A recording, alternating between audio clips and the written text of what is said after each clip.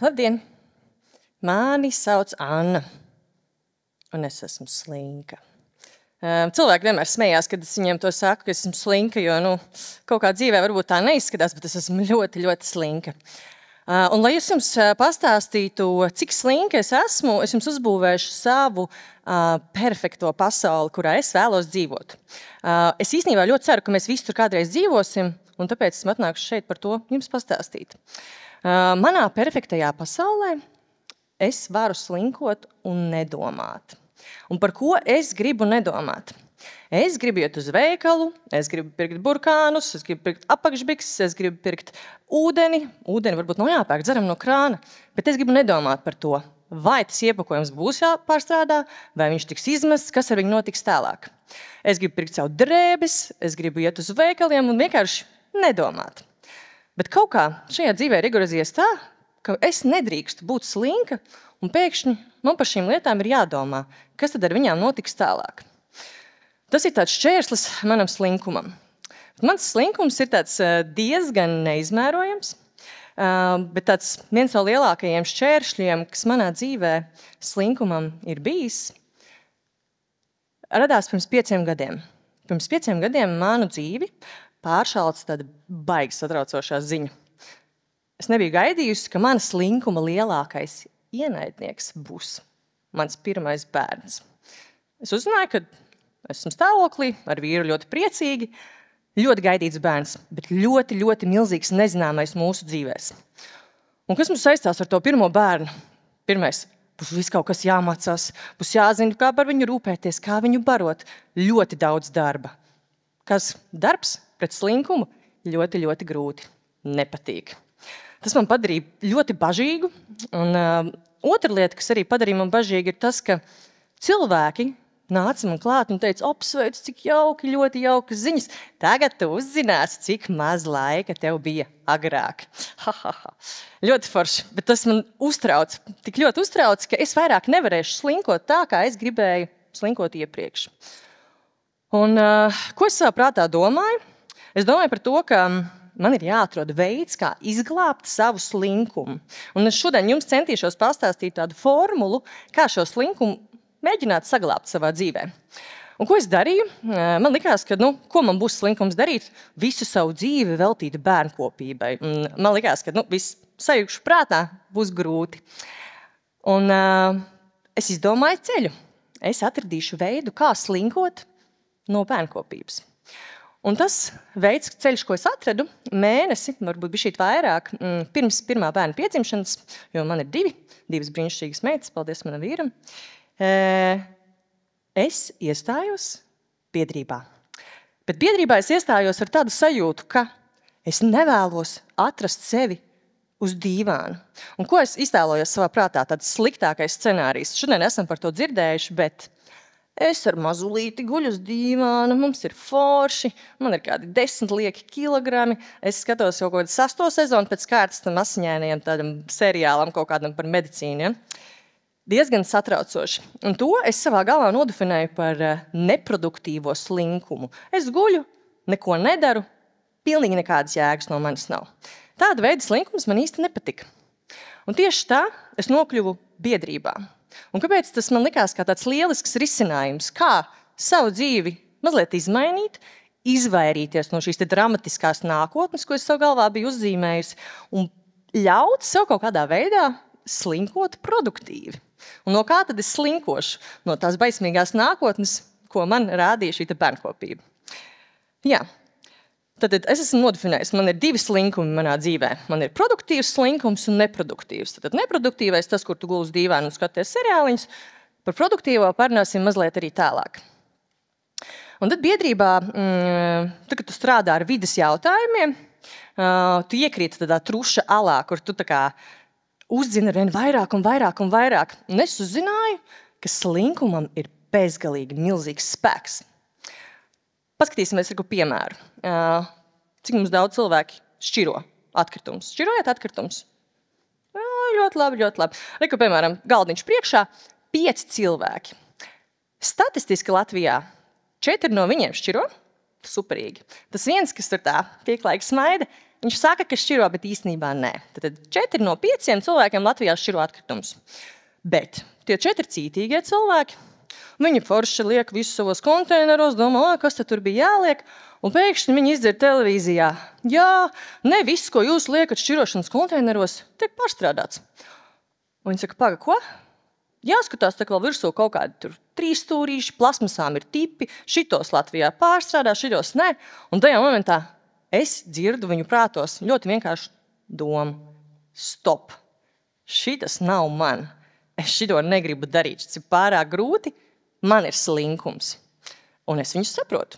Man arī būtu slinkums to darīt. Manā perfektajā pasaulē, ko es jums zīmēju, šāda scenārija gluži vienkārši nav. Vēl viens piemērs arī no Latvijas. Depozītu sistēma. Absolūti atbalstu. Fantastiska lieta, kas ir Latvijā notikusi. 82% no visa iepakojuma, kas Latvijā šajā gadā ir nonākusi uz veikalu plauktos, viņi atgriežas atpakaļ sistēmā. Tātad mēs depozītu sistēmu izmantojam. Bet kas ir ar tiem 18%? Kur paliek tie? Un es jums pateikšu, kur viņi paliek. Viņi paliek daļa no viņiem. To slinko cilvēku mājās un slinko cilvēku miskastēs. Un tas slinkais cilvēks negrib paņemt to maisu, viņš negrib krāt tās pudeles, viņš negrib ar to viegli smaržojošo, pilošo maisu iet uz veikalu. Viņš labāk tos 10 centus vienkārši izmetīs miskastē vai varbūt noliks blakus miskastē. Tas ir labākajā gadījumā. Un šādi cilvēki man, protams, mazliet sadusmo kā tādu vides aktīvistu, bet tajā pašā laikā es esmu viņiem bezgalīgi pateicīga. Jo bez šādiem cilvēkiem mēs visi nenonāktu pie jaunām un inovatīvām sistēmām. Jo pateicoties šiem slinkajiem cilvēkiem un viņu negribēšanai, mums ir iespēja nonākt pie dažādu veidu inovācijām. Mēs domājam, kā mēs uzrunāsim viņus, kas sistēmā ir saplīsis. Sistēmas ir jāveido tā, lai mūsu slinkums tiktu atbalstīts. Nesakiet nevienam un neļaujiet nevienam sev iestāstīt, ka jums būs jādara tā, kā rakstīts grāmatā. Ja jums neļauj slinkot, protestējiet. Un tāpēc šie cilvēki, kas ir ārpus sistēmas, viņi ir bezgalīgi svarīgi visā šajā te slinkuma stāstā. Viņi bīda inovāciju un ļauj mūsu smadzenēm griezties un domāt citādāk. Bet es mazliet stāstīju par tām dusmām. Es esmu dusmīga, jo tie cilvēki nenes tos pudeles uz tiem depozītu aparātiem. Viņi arī ir dusmīgi, jo viņiem liek kāds to darīt. Un tas viss man noved pie tādas skaistas domas, ka dusmas ir tāda potenciālā enerģija, ko mēs varam izmantot. Ja tu esi slinks, tev neļauj slinkot, tu kļūsti dusmīgs. Es arī esmu ļoti dusmīga kā vides aktīvists. Es eju un cīnos par visādām lietām. Tā ir dusmu enerģija, kas man ir radusies no slinkuma. Es gribu slinkot, un tāpēc es esmu dusmīga. Un tas dažās veidās ir saistīts, pazīstams citos vārdos. Piemēram, vides aktīvisms, pilsoniskā aktivitāte. Vienkārši cilvēki, kas ir aktīvi un kas iet un pastāv par to, ko viņi domā. Un tie cilvēki raksta vēstules politiķiem, iet uz piketiem, iesaistās. Viņi grib mainīt sistēmu, tāpēc, ka viņi ir slinki. Tas man patīk ļoti tādā konceptā par slinkumu. Nu jā, bišķiņ apgriezamies atpakaļ. Es vispār dzīvē visu dzīvi neesmu bijusi līdz galam slinka. Kad es biju mazāka, es biju laikam diezgan čakla. Pamatskolā diezgan čakla, vidusskolā arī diezgan čakla. Man māma noteikti domātu bišķiņ citādāk. Viņa man teica, Anna, tev istabā čūskas izaugs. Es nevienu čūsku neredzēju, bet tad, kad es nonācu augstskolā, tad gan es uzzināju, kas tad ir tas mans īstais slinkums. Kaut kā laikam biju mazliet sapratusi. Un augstskolā tāda slinkuma, tāda patiesākā seja, protams, parādās tad, kad tu mācies eksāmeniem. Un mācies, un tad pēkšņi tu atopies tur, ka tavs dzīvoklis ir vistīrākā vieta, kādu tu esi vispār dzīvē redzējis. Un tā ir mūsu otrā pusīte slinkumam, ko sauc prokrastinācija. Prokrastināciju es savā stāstā lieku mazliet tādā neproduktīvā slinkuma segmentā. Kāpēc tā? Tu vari prokrastinēt labā veidā, šajā gadījumā mans dzīvoklis bija supertīrs, bet tajā pašā laikā es nedarīju šo te vajadzīgo lietu. Es nemācījos tam eksāmenam tajā momentā.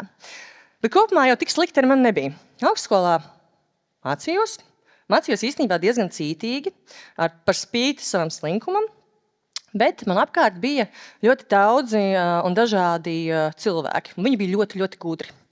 Un manā augstskolā, izstāstīšu jums ļoti personīgu stāstu, manā augstskolā ir tradīcija katru gadu balsot par studentiem. Un studentiem ir gada grāmata un ir nominācijas. Un katru gadu tad šajā nomināciju grāmatiņā tiek liktas šo studentu balsis. Es, laikam, 3. skolas gadā saņēmu 2 nominācijas. Pirmā nominācija – gada labākais dejotājs. Forši. Visi beig vēni, pilnīgi pelnīt, ja? Otrā nominācija – es teikšu angliski, jo mācījos skolā, kur angļu valoda bija pirmā valoda – Freerider of the Year. Un kā es to tulkoju? Tā, kura slinko, kamēr citi mācās. Man tā bija ļoti grūta pieredze saņemt šādu nomināciju. Es nesapratu, kā. Es taču izdaliku visu savu sirdi. Jā, es varbūt uztvēru dažas lietas vieglāk kā pārējie. Jā, varbūt kaut kas kaut kur pietrūka, bet es tiešām biju ielikusi visas savas pūles. Un šitāda nominācija. Bet labā ziņa ir tāda, sveiciens visiem maniem kursu biedriem, par jums es terapijā nerunāju. Un kāpēc es nerunāju? Tāpēc, ka šī pieredze, šīs nominācijas saņemšana, lai arī man viņa iedzēla sirsniņā un bija diezgan nepatīkama, viņa man ļāva paskatīties uz slinkumu citādāk. Un es iedomājos šajā situācijā, ka patiesībā slinkumam ir daudz un dažādas sejas.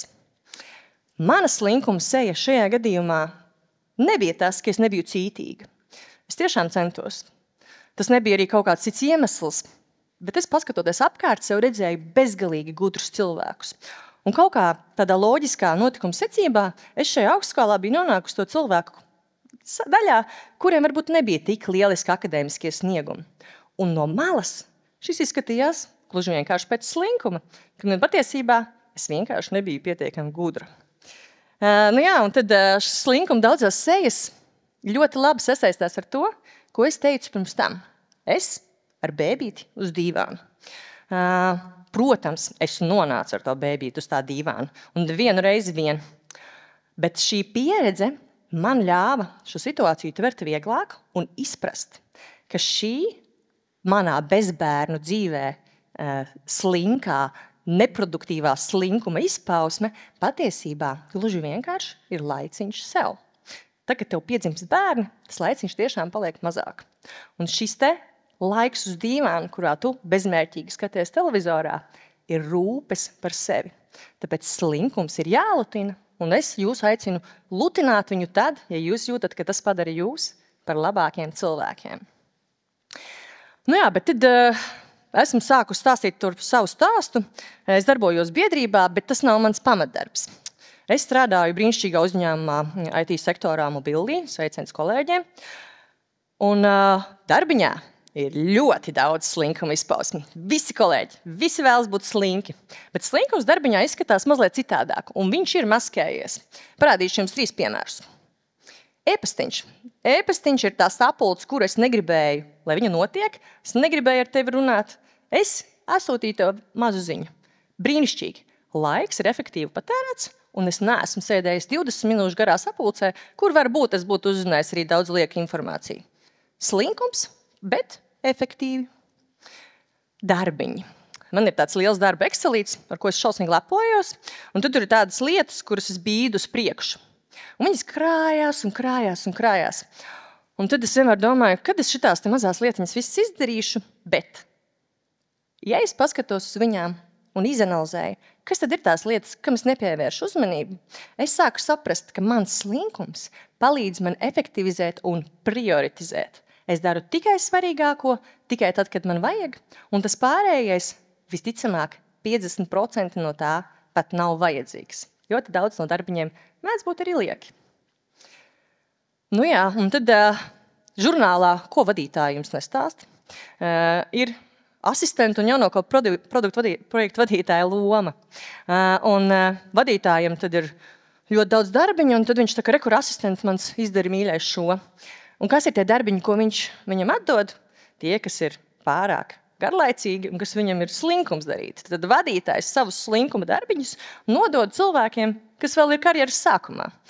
Un tas ir pilnīgi normāls dzīves cikls. Arī tad, kad jūs būsiet cilvēki, kuriem būs asistenti vai jaunākie projektu vadītāji, arī jūs viņiem dosiet savus slinkuma darbiņus. Un tā ir tas veids, kāpēc mums vispār ir darba vietas un kāpēc mēs varam efektīvi pievērsties lietām, jo mums nav jādara slinkie darbiņi, ja mēs varam kādam pajautāt, kuram ir jāmācās šos slinkos darbiņus veikt, tos izdarīt.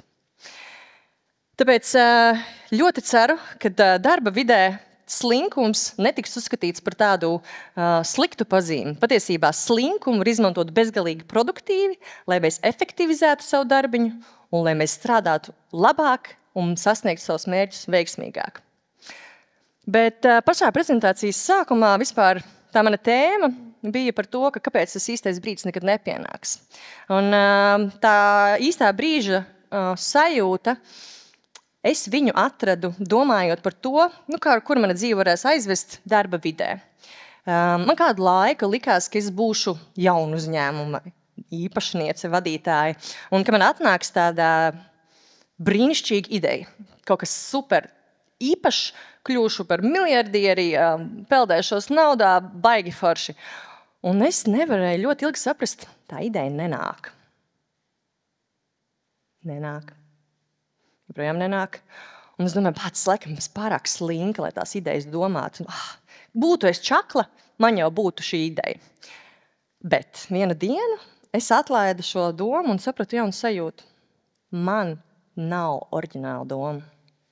Un tas nav nekas slikts. Tas nebija slinkums, kam es centos uzvelt šo te manā pasaulē neizdošanos. Tas ir kaut kas, kas piemīt man.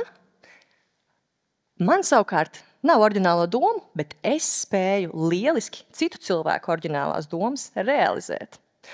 Un tā ir mana īpašā vērtība, ko es esmu atradusi, un es varu neiet šajā te ciklā, domājot par lietām, ko iespējams es nekad dzīvē nesasniegšu, jo man vienkārši viņas nepiemīt. Un tāpēc tas ir ļoti svarīgi domājot par to, ko jūs darīsiet tālāk, un ko jūs darīsiet ar to savu slinkumu, jo darbiņš ir jāmīl. Un man vienmēr ir pārliecība, ka tev nevajag tērēt nevienu sekundi darbiņā, kur tu neesi kaut kādā līdzsvarā starp mīlestību pret šo darbu, jo mūsu dzīves tiešām ir ļoti īsas. Tāpēc skatieties lūdzu visus savām dzīvēm un padomājiet par tādu burvju, maģisko formulu, ko es jums tūlīt pateikšu.